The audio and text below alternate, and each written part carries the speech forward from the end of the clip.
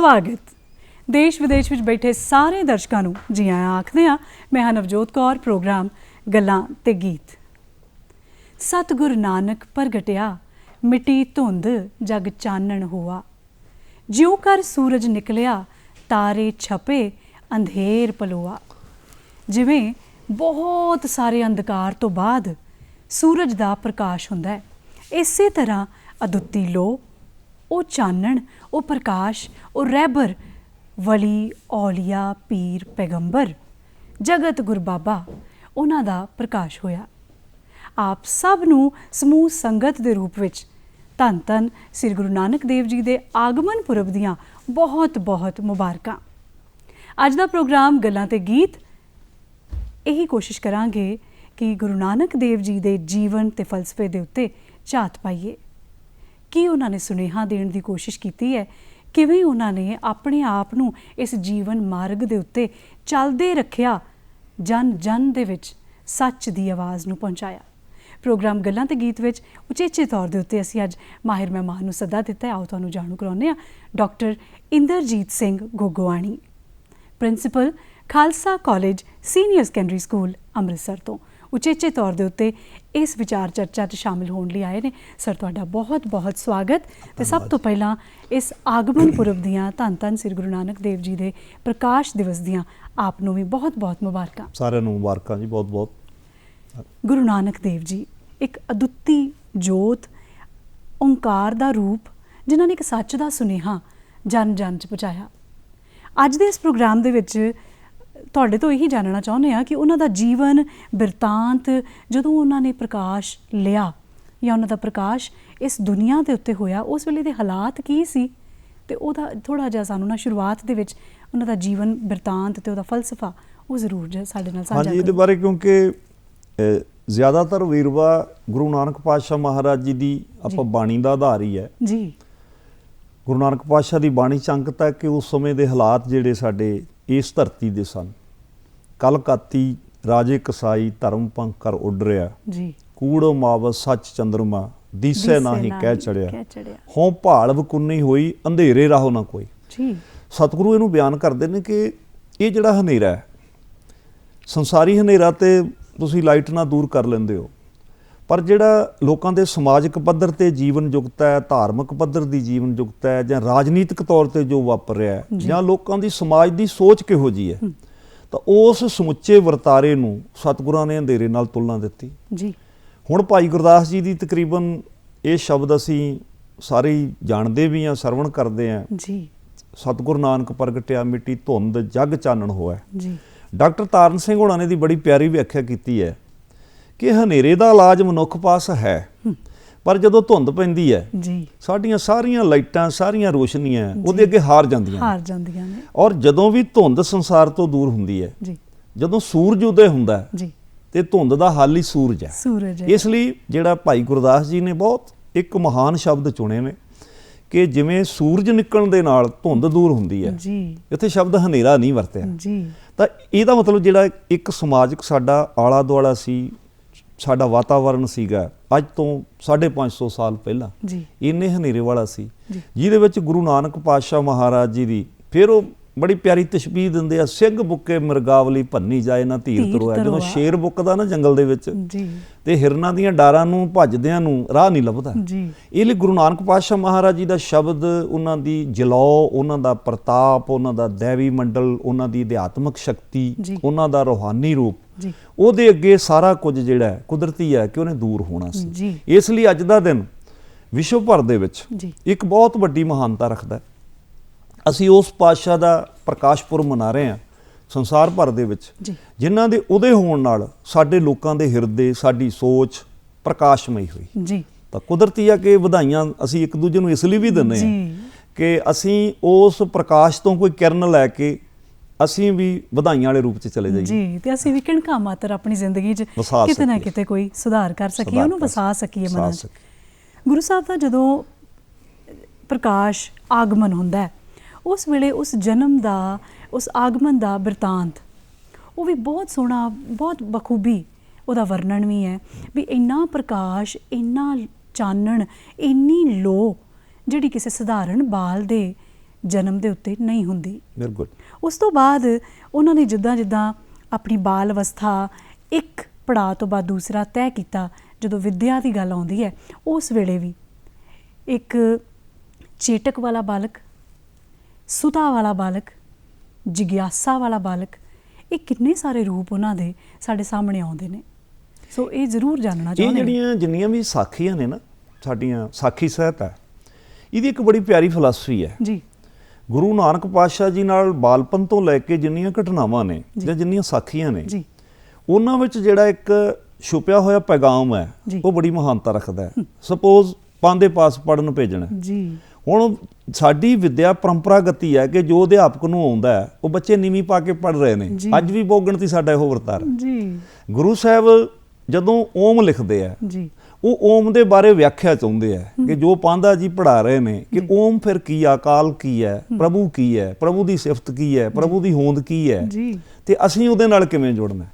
ਜਿਹੜਾ ਆਪਾਂ ਸ਼ਬਦ ਕਹਿੰਦੇ ਨਾ ਪਾਂਧੇ ਨੂੰ ਪੜਨ ਪਾ ਦਿੱਤਾ, ਅਸਲ ਵਿੱਚ ਉਹ ਆਪਣੇ ਉਸਤਾਦ ਦੀ ਕੋਈ ਹੱਦ ਤੱਕ ਨਹੀਂ ਹੈ ਜੀ। ਉਹ ਤਾਂ ਇੱਕ ਚੇਤਨਤਾ ਹੈ ਕਿ ਵਿਦਿਆਰਥੀ ਕਾਮਯਾਬ ਉਦੋਂ ਹੁੰਦਾ ਹੈ ਜਦੋਂ ਉਸਤਾਦ ਤੇ ਪ੍ਰਸ਼ਨ ਕਰਦਾ ਜੀ। ਔਰ ਜਿੰਨੇ ਤੁਸੀਂ ਅੱਜ ਵੀ ਮਹਾਨ ਲੋਕਾਂ ਦੀਆਂ ਜੀਵਨੀਆਂ ਪੜ੍ਹੋਗੇ ਜੀ, ਤੇ ਉਹ ਕਹਿੰਦੇ ਕਿ ਸਾਨੂੰ ਘਰ ਆਇਆਂ ਨੂੰ ਸਾਡੇ ਮਾਤਾ ਪਿਤਾ ਪੁੱਛਦੇ ਹੁੰਦੇ ਸਨ, ਅੱਜ ਤੁਸੀਂ ਆਪਣੇ ਪ੍ਰੋਫੈਸਰ ਕੋਲੋਂ ਜਾਂ ਅਧਿਆਪਕ ਕੋਲੋਂ ਕਿੰਨੇ ਕੁਐਸਚਨ ਪੁੱਟ ਕੀਤੇ ਜੀ। ਤੇ ਜਿਹੜਾ ਕੁਐਸਚਨ ਪੁੱਟ ਕਰਨਾ ਵਿਦਿਆਰਥੀ ਦਾ ਇਹ ਸਹਿਜ ਭਾਵੀ ਕਿ ਇਹ ਚੇਤਨਤਾ ਸਮੁੱਚੇ ਸਮਾਜ ਦੀ ਹੈ ਕਿ ਪਰੰਪਰਾਗਤ ਨੂੰ ਪੜ੍ਹਦਿਆਂ ਜਾਗਰਤੀ ਜ਼ਰੂਰ ਹੋਵੇ ਕਿ ਜੋ ਪੜ੍ਹ ਰਹੇ ਉਹਦੇ ਬਾਰੇ ਕਿੰਨਾ ਕੁ ਜਾਣਦੇ ਆ। ਇਸ ਲਈ ਸਾਰੀ ਸਾਖੀਆਂ ਦਾ ਇੱਕ ਬੜਾ ਪਿਆਰਾ ਸੰਦੇਸ਼ ਹੈ ਜੀ। ਹਾਂਜੀ, ਜਿੱਦਾਂ ਜਿੱਦਾਂ ਅਸੀਂ ਉਹਨਾਂ ਦੇ ਬਾਰੇ, ਗੁਰੂ ਨਾਨਕ ਸਾਹਿਬ ਦੇ ਬਾਰੇ ਜਾਣਦੇ ਹਾਂ, ਉਹਨਾਂ ਨੂੰ ਪੜ੍ਹਦੇ ਹਾਂ, ਇਤਿਹਾਸ ਪੜ੍ਹਦੇ ਹਾਂ, ਬਾਣੀ ਪੜ੍ਹਦੇ ਹਾਂ, ਉਹਨਾਂ ਦੇ ਇੱਕ ਇੱਕ ਪੱਖ ਨੂੰ ਜਿੱਦਾਂ ਜਿੱਦਾਂ ਅਸੀਂ ਪੜ੍ਹੀ ਜਾਂਦੇ ਹਾਂ, ਜਿੱਦਾਂ ਜਿੱਦਾਂ ਬਾਣੀ ਦੇ ਹੋਰ ਨੇੜੇ ਹੁੰਦੇ ਜਾਂਦੇ ਹਾਂ, ਉਹਨਾਂ ਦੀ ਇੱਕ ਅਦੁੱਤੀ ਤੇ ਅਲੌਕਿਕ ਸ਼ਖਸੀਅਤ ਦੇ ਕਿੰਨੇ ਸਾਰੇ ਪੱਖ ਸਾਹਮਣੇ ਆਉਂਦੇ ਨੇ।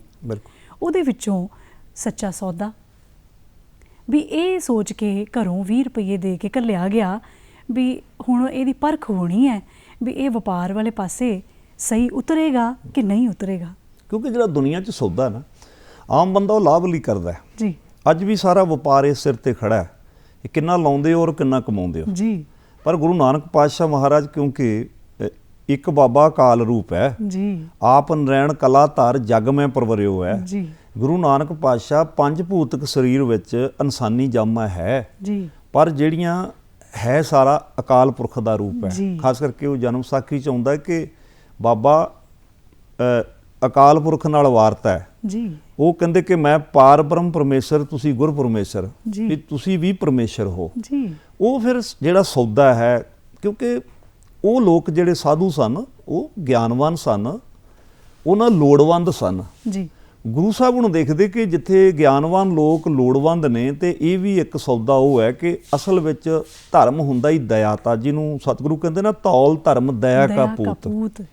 ਲੋਕ ਮੰਨਦੇ ਸਨ ਕਿ ਬਲਦ ਨੇ ਧਰਤੀ ਚੱਕੀ ਹੋਈ ਹੈ ਜੀ। ਗੁਰੂ ਸਾਹਿਬ ਕਹਿੰਦੇ ਨਹੀਂ, ਅਸਲ ਵਿੱਚ ਧੌਲ ਤੇ ਇੱਕ ਧਰਮ ਆ ਜਿਹੜਾ ਦਇਆ ਦਾ ਪੁੱਤਰ ਹੈ। ਹੁਣ ਜੇ ਬੰਦੇ ਦੇ ਹਿਰਦੇ ਵਿੱਚ ਦਇਆ ਹੀ ਨਹੀਂ, ਹਲੀਮੀ ਨਹੀਂ, ਨਿਮਰਤਾ ਨਹੀਂ, ਪਿਆਰ ਨਹੀਂ, ਉਹ ਧਰਮੀ ਵੀ ਨਹੀਂ ਹੋ ਸਕਦਾ।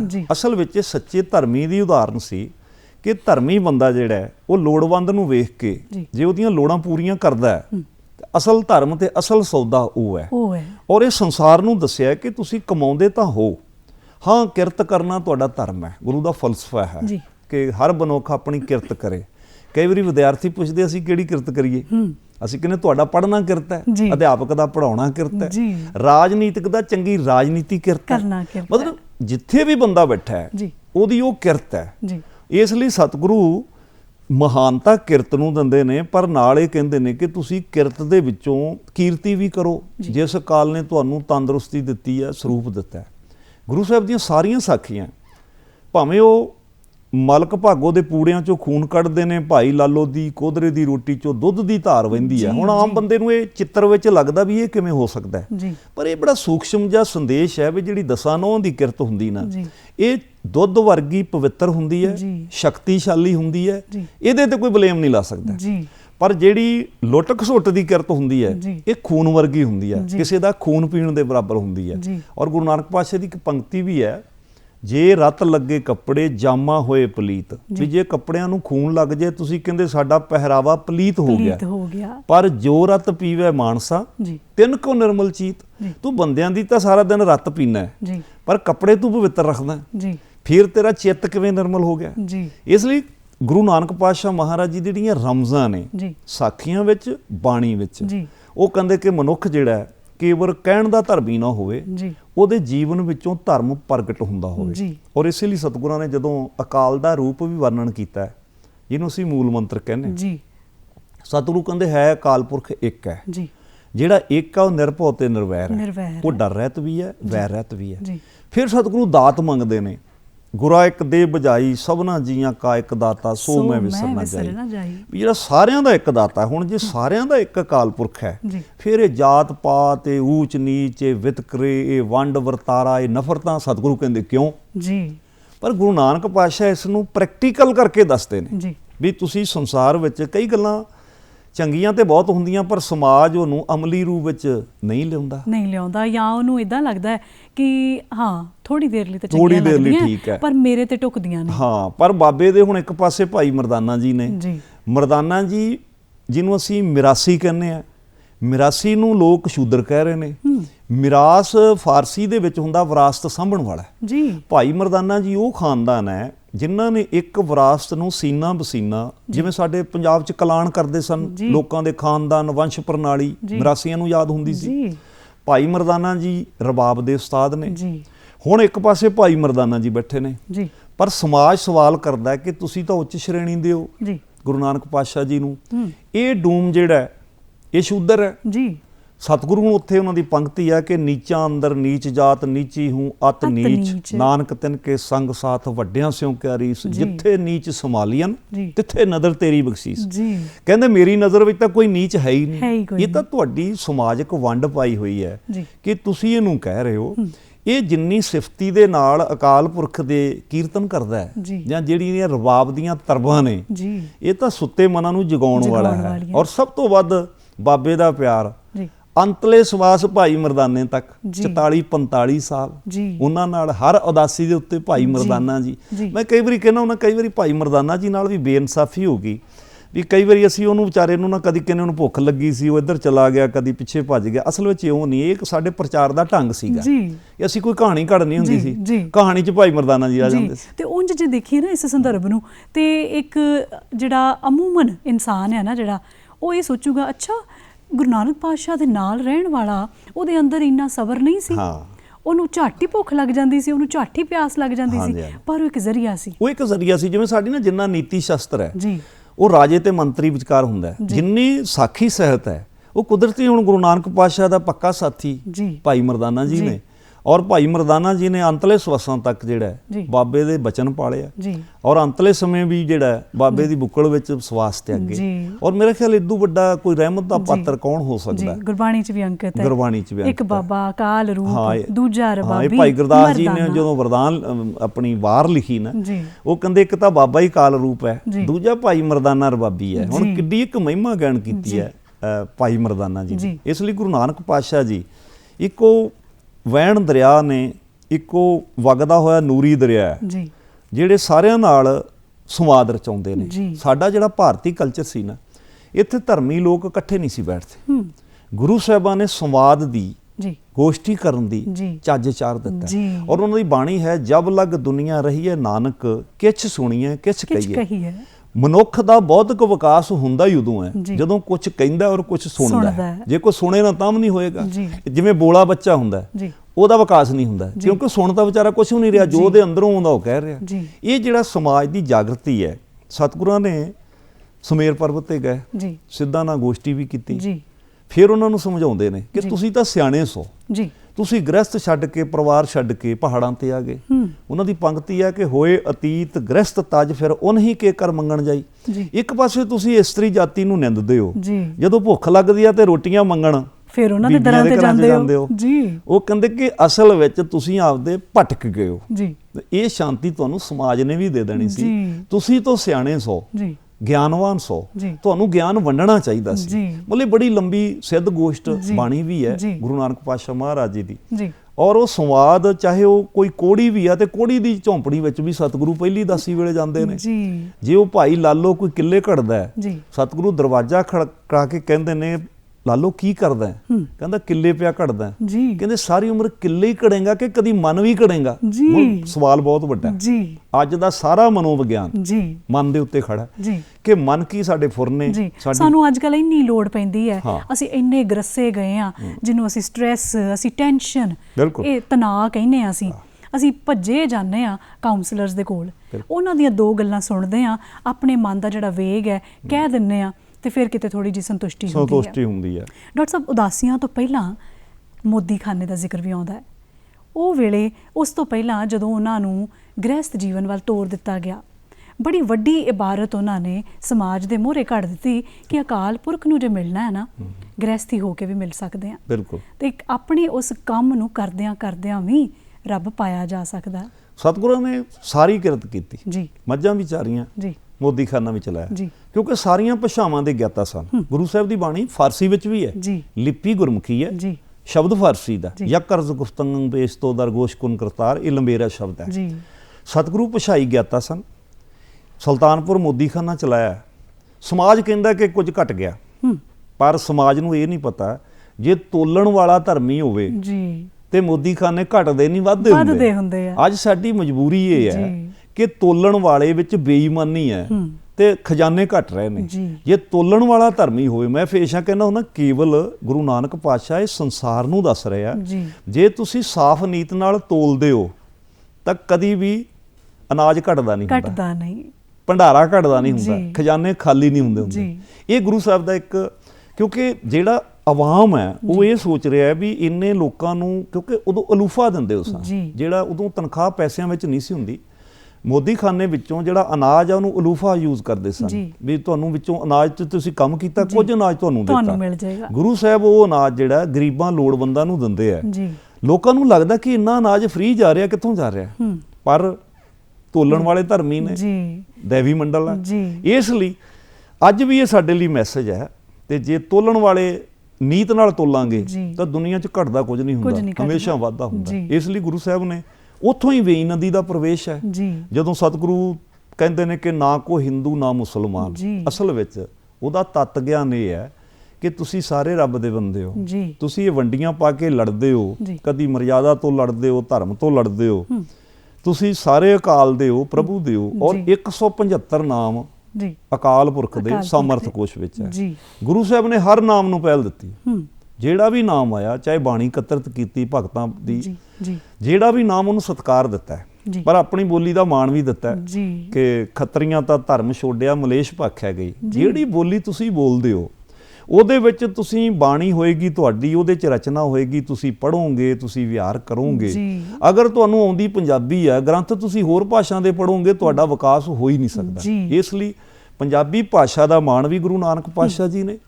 ਔਰ ਸੰਗੀਤ ਦੀ ਦਾਤ ਜਿਹੜੀ ਹੈ, ਕਿਉਂਕਿ ਇਹ ਮੁਗਲ ਸਲਤਨਤ ਦਾ ਜਿਹੜਾ ਸੀ ਔਰਾ, ਉਹਦੇ ਵਿੱਚ ਸੀਗਾ ਕਿ ਸੰਗੀਤ ਚੰਚਲ ਹੁੰਦਾ, ਸੰਗੀਤ ਦੀ ਮਨਾਹੀ ਸੀ। ਗੁਰੂ ਸਾਹਿਬ ਕਿਉਂਕਿ ਰਬਾਬ ਤੇ ਕੀਰਤਨ ਕਰਦੇ ਨੇ, ਔਰ ਰਾਗਬੱਧ ਬਾਣੀ ਤੇ 19 ਰਾਗਾਂ 'ਚ ਬਾਣੀਆਂ ਸਤਿਗੁਰਾਂ ਦੀ, ਕੁਝ ਲੰਬੇਰੀਆਂ ਬਾਣੀਆਂ ਨੇ, ਜਿਵੇਂ ਜਪਜੀ ਸਾਹਿਬ ਪੜ੍ਹਦੇ ਆ, ਸਿੱਧ ਗੋਸ਼ਟ ਹੈ, 12ਵਾਂ ਵੀ ਹੈ ਤਖਾਰੀ ਵਿੱਚ। ਸਤਿਗੁਰਾਂ ਨੇ ਕਿਹਾ ਕਿ ਅਸਰ ਸੰਗੀਤ ਨਹੀਂ ਚੰਚਲ, ਤੁਹਾਡੀ ਸੋਚ ਚੰਚਲ ਹੈ। ਇਸ ਸੰਗੀਤ ਨਾਲ ਜੇ ਤੁਸੀਂ ਰੂਹਾਨੀ ਮੰਡਲ ਦੇ ਸ਼ਬਦ ਗਾਉਂਦੇ ਹੋ ਤੇ ਤੁਸੀਂ ਮਾਨਸਿਕ ਤੌਰ ਤੇ ਉੱਚੇ ਹੋਵੋਗੇ। ਔਰ ਸਤਿਗੁਰਾਂ ਦੀ ਬਾਣੀ ਹੈ ਕਿ ਸੋ ਜੀਵਿਆ ਜਿਸ ਮਨ ਵਸਿਆ ਸੋਏ, ਨਾਨਕ ਅਵਰ ਨਾ ਜੀਵੈ ਕੋਈ। ਕਹਿੰਦੇ ਮੈਂ ਤਾਂ ਜਿਉਂਦਾ ਹੀ ਉਹਨੂੰ ਮੰਨਦਾ ਜਿਹਦੇ ਹਿਰਦੇ ਵਿੱਚ ਅਕਾਲ ਪੁਰਖ ਦਾ, ਰੱਬ ਗੋਡ ਅੱਲਾ ਈਸ਼ਵਰ ਦਾ ਨਾਮ ਹੈ। ਦੂਜੇ ਨੂੰ ਤਾਂ ਮੈਂ ਜਿਉਂਦਾ ਹੀ ਨਹੀਂ ਮੰਨਦਾ। ਡਾਕਟਰ ਸਾਹਿਬ, ਉਹਨਾਂ ਨੇ ਜਿੱਦਾਂ ਬਾਣੀ ਦੀ ਗੱਲ ਆਉਂਦੀ ਹੈ, ਜਪਜੀ ਸਾਹਿਬ ਦੀ ਗੱਲ ਆਈ, ਇਹ ਸਾਰੀ ਜਿਹੜੀ ਵਿਆਖਿਆ ਹੈ ਜਾਂ ਬਾਣੀ ਹੈ ਨਾ, ਇਹ ਸਾਨੂੰ ਉਸ ਪਰਮਾਤਮਾ ਦੇ ਸੱਚੇ ਰਾਹ ਵੱਲ ਤੋਰਦੀ ਹੈ। ਉਹਨਾਂ ਦੀਆਂ ਉਦਾਸੀਆਂ ਦੇ ਵਿੱਚ ਉਹਨਾਂ ਨੇ ਕਿੰਨੇ ਸਾਰੇ, ਭਾਵੇਂ ਉਹ ਮਲਕ ਭਾਗੋ ਹੈ, ਭਾਵੇਂ ਸੱਜਣ ਠੱਗ ਹੈ, ਕੌਡਾ ਰਾਖਸ਼ ਹੈ, ਵਲੀ ਕੰਧਾਰੀ ਹੈ, ਅਣਗਿਣਤ। ਤੇ ਉਸ ਤੋਂ ਬਾਅਦ ਇੱਕ ਸੁਨੇਹਾ ਹੋਰ ਵੀ ਹੈ, ਕੁਦਰਤ ਦੇ ਬਹੁਤ ਨੇੜੇ ਹੋ ਕੇ ਉਹਨਾਂ ਨੇ ਕੁਦਰਤ ਨੂੰ ਆਪਣੇ ਅੰਦਰ ਆਤਮਸਾਤ ਕੀਤਾ। ਬਲਹਾਰੀ ਕੁਦਰਤ ਵਸਿਆ, ਤੇਰਾ ਅੰਤ ਨਾ ਜਾਈ ਲੱਗਾ। ਉਹ ਆਮ ਕਹਿੰਦੇ ਨੇ ਵੀ ਜਗਨਨਾਥਪੁਰੀ ਤੱਕ ਪਹੁੰਚੇ। ਉੱਥੇ ਉਹ ਆਰਤੀ ਦਾ ਜ਼ਿਕਰ ਕੀਤਾ ਜਿਹੜੀ ਹਰ ਵੇਲੇ ਹੋ ਰਹੀ ਹੈ, ਇਹਦੇ ਵਾਸਤੇ ਕਰਮਕਾਂਡ, ਭੇਖ, ਪਾਖੰਡ ਦੀ ਕੋਈ ਥਾਂ ਨਹੀਂ। ਕਿਉਂਕਿ ਜਿਹੜੀ ਸਾਡੀ ਚਲੋ ਭਾਰਤੀ ਪਰੰਪਰਾ ਸੀ ਨਾ, ਦੀਵਿਆਂ ਵਾਲੀ ਆਰਤੀ ਦੀਆਂ ਮਰਜ਼ਾਦਾ ਸਨ ਮਜ਼ਹਬਾਂ ਦੇ ਵਿੱਚ ਜੀ। ਸਤਿਗੁਰਾਂ ਨੇ, ਕਿਉਂਕਿ ਅਕਾਲੀ ਬਾਣੀ ਗਾਉਣ ਵਾਲੇ ਨੇ ਜੀ, ਸਤਿਗੁਰੂ ਵੀ ਉਸ ਆਰਤੀ 'ਚ ਹਾਜ਼ਰ ਹੋਏ ਜਗਨਨਾਥਪੁਰੀ ਦਾ। ਜੀ। ਜਿਵੇਂ ਉਹਨੂੰ ਟੈਗੋਰ ਜੀ ਨੂੰ ਕਿਸੇ ਨੇ ਕਿਹਾ ਸੀ ਨਾ, ਤੁਸੀਂ ਰਾਸ਼ਟਰੀ ਗੀਤ ਲਿਖਿਆ, ਕਿਤੇ ਅੰਤਰਰਾਸ਼ਟਰੀ ਵੀ ਲਿਖੋਗੇ। ਕਹਿੰਦੇ ਗੁਰੂ ਨਾਨਕ ਪਾਤਸ਼ਾਹ ਦੀ ਆਰਤੀ ਅੰਤਰਰਾਸ਼ਟਰੀ ਹੈ, ਕਿਉਂਕਿ ਵਿਸ਼ਵ ਕੁਦਰਤ ਜਿਹੜੀ ਆਪਣੀ ਆਰਤੀ ਆਪ ਹੀ ਕਰ ਰਹੀ ਹੈ। ਗਗਨ ਮੈਂ ਥਾਲ ਰਵ ਚੰਦ ਦੀਪਕ ਬਨੇ ਤਾਰਕਾ ਮੰਡਲ ਜਨ। ਸਤਿਗੁਰੂ ਕਹਿੰਦੇ ਏਡਾ ਵੱਡਾ ਗਗਨ ਹੈ, ਇਹੀ ਥਾਲ ਆ, ਸਾਡੇ ਛੋਟੇ ਥਾਲ ਨੇ ਕੀ ਆਰਤੀ ਕਰ ਲੈਣੀ ਹੈ। ਇਹ ਜਿਹੜੇ ਰਬ ਤੇ ਚੰਦ ਨੇ, ਇਹ ਦੀਵਿਆਂ ਦੀ ਤਰ੍ਹਾਂ ਨੇ, ਸੂਰਜ ਤੇ ਚੰਦਰਮਾ ਹਨ। ਤੇ ਇਹ ਜਿੰਨਾ ਬਨਸਪਤੀ ਹੈ, ਇਹ ਆਪਣੇ ਆਪ ਚੌਰ ਕਰ ਰਹੀ ਹੈ। ਕੈਸੀ ਆਰਤੀ ਹੋਏ ਭਵ ਖੰਡਨਾ ਤੇਰੀ ਆਰਤੀ, ਅਨਹਤਾ ਸ਼ਬਦ ਵਜੰਤ ਪੇਰੀ। ਫਿਰ ਸਤਿਗੁਰੂ ਸੰਸਾਰ ਨੂੰ ਸਮਝਾਉਂਦੇ ਵੀ ਕਾਲ ਪੁਰਖ ਨਿਰਗੁਣ ਵੀ ਆ ਤੇ ਸਰਗੁਣ ਵੀ ਆ। ਸਹਿਸ ਤਵ ਨੈਣ ਤੇਰੇ ਹਜ਼ਾਰਾਂ ਨੈਣ ਨੇ, ਨਨ ਨੈਣ ਹੈ ਤੋਹੇ ਕੋ, ਤੇਰੀ ਕੋਈ ਵੀ ਅੱਖ ਨਹੀਂ। ਹੁਣ ਇਹ ਫਿਲਾਸਫੀ ਜਿਹੜੀ ਹੈ ਕੁਦਰਤੀ ਹੈ, ਨਿਰਗੁਣ ਤੇ ਸਰਗੁਣ ਦੀ ਹੈ, ਕਿ ਇੱਕ ਪਾਸੇ ਅਕਾਲ ਪੁਰਖ ਦੀ ਕੋਈ ਅੱਖ ਨਹੀਂ, ਪਰ ਜਿੰਨੀਆਂ ਅੱਖਾਂ ਨੇ ਕਹਿੰਦੇ ਤੁਹਾਡੀਆਂ ਨੇ, ਤੁਸੀਂ ਕਿਸੇ ਵੀ ਮਜ਼ਹਬ ਦੇ ਹੋ, ਕੋਈ ਵੀ ਜੀਵ ਜੰਤੂ ਵੀ ਹੈ, ਇਹ ਸਾਰੀਆਂ ਅੱਖਾਂ ਹੈ ਅਕਾਲ ਪੁਰਖ ਤੇਰੀਆਂ ਨੇ। ਇਸ ਲਈ ਕੁਦਰਤ ਦੇ ਵਾਤਾਵਰਨ ਨੂੰ ਸਤਿਗੁਰਾਂ ਨੇ ਇਸ ਰੂਪ ਵਿੱਚ ਇਸ ਧਨਾਸਰੀ ਰਾਗ ਚ ਅੰਕਿਤ ਕੀਤਾ ਹੈ ਕਿ ਤੁਸੀਂ ਉਸ ਆਰਤੀ ਦਾ ਆਨੰਦ ਮਾਣੋ, ਆਪਣੀ ਦੀ ਆਰਤੀ ਨਾਲ ਉਸ ਆਰਤੀ ਨਾਲ ਵੀ ਜੁੜੋ। ਜੀ, ਪਰ ਸਭ ਉਹਨਾਂ ਨੇ ਨਾ ਹੱਥੀਂ ਕਿਰਤ ਨੂੰ ਬੜੀ ਪਹਿਲ ਦਿੱਤੀ। ਇੱਕ ਹੁੰਦੇ ਨੇ ਰਹਿਬਰ ਜਿਹੜੇ ਕਹਿੰਦੇ ਨੇ ਅੱਛਾ ਸੱਚ ਬੋਲੋ, ਕਿਰਤ ਕਰੋ, ਨਾਮ ਜਪੋ, ਪਰ ਗੁਰੂ ਸਾਹਿਬ ਦੀ ਪੂਰੀ ਸ਼ਖਸੀਅਤ ਜਿਹੜੀ ਹੈ ਨਾ, ਉਹ ਇੱਕ ਰੋਲ ਮਾਡਲ ਦੀ ਤਰ੍ਹਾਂ ਲੋਕਾਂ ਦੇ ਸਾਹਮਣੇ ਹੈ। ਨਾਮ ਜਪਣ ਦੀ ਗੱਲ ਹੈ ਤੇ ਨਾਮ ਜਪਿਆ, ਕਿਰਤ ਕਰਨ ਦੀ ਗੱਲ ਹੈ ਤੇ ਕਿਰਤ ਕਰਕੇ ਵਿਖਾਈ। ਕਰਤਾਰਪੁਰ ਵਸਾਉਣ ਦੇ ਪਿੱਛੇ ਸਭ ਤੋਂ ਵੱਡਾ ਮੰਤਵ ਹੀ ਸ਼ਾਇਦ ਇਹ ਸੀ ਕਿ ਜੇ ਮੈਂ ਕਿਰਤ ਕਰ ਰਿਹਾ ਤੇ ਇਹ ਇੱਕ ਵਿਦਮਾਨ ਇੱਕ ਸੰਦਰਭ ਹੈ ਕਿ ਹੱਥੀਂ ਕਿਰਤ ਦਾ ਮਹਾਤਮ ਹੈ। ਇਹ ਜਿਹੜਾ ਕਿਉਂਕਿ ਸਿਧਾਂਤ ਨੇ ਤਿੰਨ, ਕਿਰਤ ਕਰੋ, ਨਾਮ ਜਪੋ, ਵੰਡ ਛਕੋ। ਅਸਲ ਵਿੱਚ ਇੱਥੇ ਧਰਮੀ ਬੰਦੇ ਕਿਰਤ ਤੋਂ ਭੱਜ ਜਾਂਦੇ ਸਨ, ਵੀ ਜਿਹੜਾ ਬੰਦਾ ਕੋਈ ਕਿਸੇ ਨੇ ਸੁਆਹ ਮੜ ਲਈ, ਕੋਈ ਨੰਗੇ ਪੈਰੀ ਹੋ ਗਿਆ, ਕੋਈ ਪਹਾੜਾਂ ਤੇ ਚਲਾ ਗਿਆ, ਉਹ ਕਹਿੰਦਾ ਕਿਰਤ ਕਰਨਾ ਗ੍ਰਸਤੀਆਂ ਦਾ ਕਰਮ ਹੈ। ਸਤਿਗੁਰੂ ਨੂੰ ਕਹਿੰਦਾ ਅਸਲ ਵਿੱਚ ਤੁਸੀਂ ਕਿਰਤ ਤਾਂ ਕਰੋ ਕਿ ਜਿਸ ਗੋਡ ਨੂੰ ਤੁਸੀਂ ਮੰਨਦੇ ਹੋ ਨਾ, ਰੱਬ ਨੂੰ, ਉਹ ਕਰਤਾ ਪੁਰਖ ਹੈ, ਉਹਨੇ ਕੁਝ ਕੀਤਾ, ਉਹ ਕਾਰਜਸ਼ੀਲ ਹੈ ਤੇ ਤੁਸੀਂ ਸਾਰੇ ਸੰਸਾਰ ਹੋ। ਇਸ ਲਈ ਉਸ ਰੱਬ ਨੂੰ, ਕਰਤੇ ਨੂੰ ਮੰਨਣ ਵਾਲਾ ਵੇਲੜ ਨਖੱਟੂ ਤੇ ਮੰਗਤਾ ਨਹੀਂ ਹੋ ਸਕਦਾ, ਹੈ ਨਾ। ਮਤਲਬ ਉਹ ਸਤਿਗੁਰੂ ਦੀ ਇੱਕ ਫਲਸਫਾ ਸੀਗਾ ਕਿ ਜੇ ਤੁਹਾਡਾ ਰੱਬ ਕਰਤਾ ਹੈ ਤੇ ਤੁਸੀਂ ਵੀ ਕਾਰਜਸ਼ੀਲ ਹੋ। ਔਰ ਇਸੇ ਲਈ ਪਹਿਲਾ ਸਾਡਾ ਬੋਲਾ ਸੀ ਸਤ ਕਰਤਾਰ। ਜਨਮ ਸਾਖੀਆਂ 'ਚ 9ਵੇਂ ਪਾਤਸ਼ਾਹ ਤੱਕ ਸੰਬੋਧਨੀ ਬੋਲਾ ਸਤ ਕਰਤਾਰ ਸੀ। ਨਗਰ ਵਸਿਆ ਤੇ ਕਰਤਾਰਪੁਰ, ਗੀਤ ਗਾਏ ਤੇ ਕਰਤੇ ਦੇ, ਕਰਤਾਰਪੁਰ ਕਰਤਾ ਵਸੈ ਸੰਤਨ ਕੇ ਪਾਸ। ਫਿਰ ਕਹਿੰਦੇ ਉਹਦਾ ਨਾਮ ਵੀ ਜਪੋ, ਜਿਹੜਾ ਨਿਰਭਉ ਤੇ ਨਿਰਵੈਰ ਹੈ। ਜੇ ਉਹਦਾ ਨਾਮ ਜਪੋਗੇ ਤੁਸੀਂ ਸ਼ਬਦ ਨਾਲ ਜੁੜੋਗੇ, ਸ਼ਬਦ ਨਾਲ ਤੁਸੀਂ ਆਤਮਿਕ ਬੌਧਿਕ ਤੌਰ ਤੇ ਉੱਚੇ ਹੋਵੋਗੇ। ਸ਼ਬਦ ਗੁਰੂ ਸੁਰਤ ਧੁਨ ਚੇਲਿਆ, ਸ਼ਬਦ ਇੱਕ ਸ਼ਕਤੀ ਹੈ, ਤੁਹਾਡਾ ਆਤਮਿਕ ਵਿਕਾਸ ਹੋਏਗਾ। ਫਿਰ ਤੁਸੀਂ ਵੰਡ ਕੇ ਵੀ ਛਕੋ। ਵੰਡ ਕੇ ਕੇਵਲ ਲੰਗਰ ਨਹੀਂ ਛਕਣਾ, ਵੰਡ ਕੇ ਤੁਸੀਂ ਗਿਆਨ ਵੀ ਛਕੋ, ਤੁਸੀਂ ਪਿਆਰ ਵੀ ਛਕੋ, ਤੁਸੀਂ ਸਮਾਜ ਵਿੱਚ ਵਿਚਰੋ। ਤੇ ਇਹ ਵੰਡ ਕੇ ਸਾਰਾ ਕੁਝ ਜਦੋਂ ਤੁਸੀਂ ਇੱਕ ਚੰਗੇ ਸਮਾਜ ਦੇ ਸਿਰਜਕ ਬਣੋਗੇ। ਮਤਲਬ ਇਹ ਗੁਰੂ ਨਾਨਕ ਪਾਤਸ਼ਾਹ ਨੇ ਪ੍ਰੈਕਟੀਕਲ ਇਹ ਜਿਹੜਾ ਨਾ, ਸਤਿਗੁਰੂ ਜਦੋਂ ਕਹਿੰਦੇ ਨੇ ਸ਼ੋਭਾ ਮਲਾਂ ਬਾਝੋਂ ਦੋਨੋਂ ਰੋਈ, ਜਦੋਂ ਉਹ ਕਾਜੀ ਪੁੱਛਦੇ ਨੇ ਮੱਕੇ ਦੇ ਕਿ ਪੁੱਛਣ ਫੋਲ ਕਿਤਾਬ ਨੂੰ, ਹਿੰਦੂ ਵੱਡਾ ਕੇ ਮੁਸਲਮਾਨ ਹੋਈ, ਬਾਬਾ ਆਖੇ ਹਾਜੀਆਂ। ਸਤਿਗੁਰੂ ਕਹਿੰਦੇ ਵੀ ਇਹ ਸ਼ੋਭਾ ਮਲਾਂ ਤੋਂ ਬਗੈਰ ਇਹ ਸਾਰੇ ਵਿਰਲਾਪ ਕਰ ਰਹੇ ਨੇ, ਕਿਉਂਕਿ ਅਮਲੀ ਰੂਪ ਵਿੱਚ ਇਹਨਾਂ ਦਾ ਜੀਵਨ ਹੈ ਨਹੀਂ।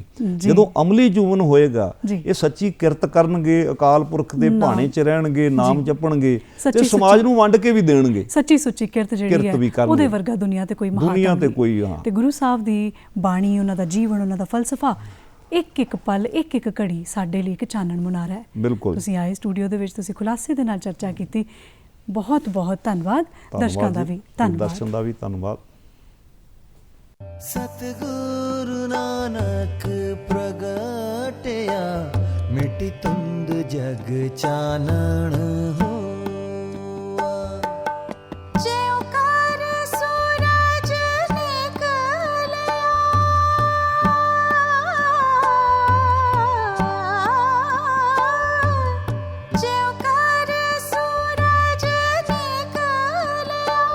तारे छपे अंधेर पलो, तारे छपे अंधेर पलो। सतगुरु नानक प्रगटया, मिटी तुंद जग चानण हो।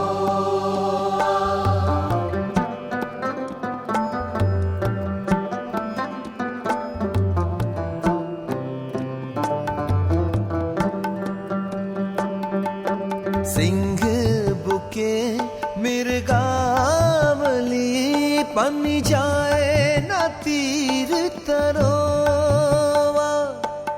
जिथे बाबा पैर तरे पूजा आसन थापण सोवा। सतगुरु नानक प्रगटया मिटी धुंध जग चानन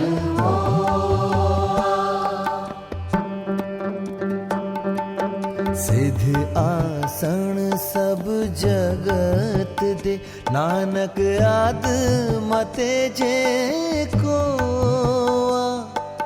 सिद्ध आसन सब जगत दे नानक आद मते जे को। कर कर अंदर तरम सा।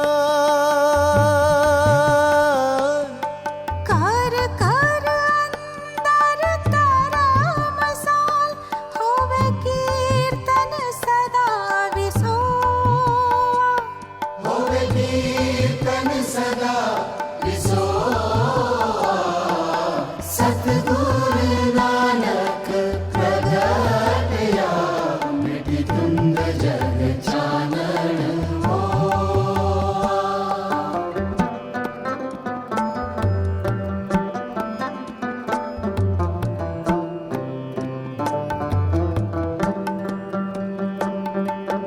बाबे तारे चार चक नौखंड